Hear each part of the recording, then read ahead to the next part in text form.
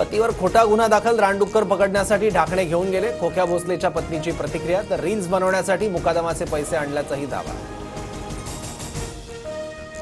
महाराष्ट्रात उष्णतेची तीव्र लाट. मुंबईतील तापमान 34 अंशांपुढे, तर विदर्भ आणि उत्तर महाराष्ट्रातील कमाल तापमान 40 ते 41 अंशांवर. उन्हाची तीव्रता वाढताच राज्यातल्या धरणांमधील पाणी पातळी खालावली. मार्च महिन्यातच 3000 मोठ्या आणि मध्यम धरणातील पाणीसाठा 52.71%. तुकाराम बीचच्या निमित्तानं देहूत वारकऱ्यांची गर्दी. तुकोबाऱ्यांच्या नामघोषानं देहू नगरी दुमदुमली. उपमुख्यमंत्री एकनाथ शिंदेंचा देहू नगरीत सन्मान. रायगड जिल्ह्यातील कशेडी ते खारपाडा दरम्यान आज अवजड वाहतूक बंद. महामार्गावरील संभाव्य वाहतूक कोंडी टाळण्यासाठी निर्णय. जीवनावश्यक वस्तूंची वाहतूक सुरू राहणार.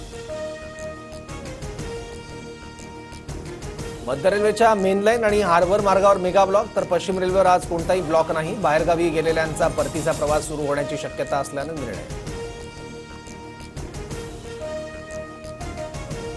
मुंबईतील टोरेसच्या सील शोरूममध्ये चोरीचा प्रयत्न. गावदेवी पोलिसांकडून अज्ञात आरोपीविरोधात गुन्हा दाखल. सीसीटीव्हीच्या सहाय्यानं पोलिसांकडून शोध सुरू.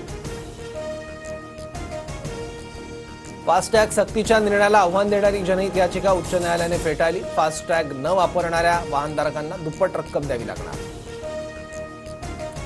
मुंबईतील प्रदूषणाच्या पातळीत वाढ. मुंबईत हवेचा निर्देशांक मध्यम श्रेणीत. AQI 125 वर. अंधेरीत वाईट हवेची नोंद.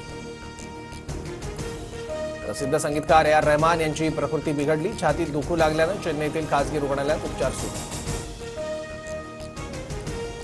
भारतासह जगभरात छावा चित्रपटाला प्रेक्षकांची पसंती. छावाची देशांतर्गत 600 कोटींची कमाई, तर जगभरातील कमाई 750 कोटींवर.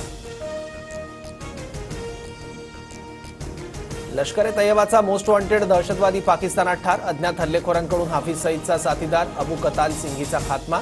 भारतातील अनेक दहशतवादी हल्ल्यात कतालचा सहभाग.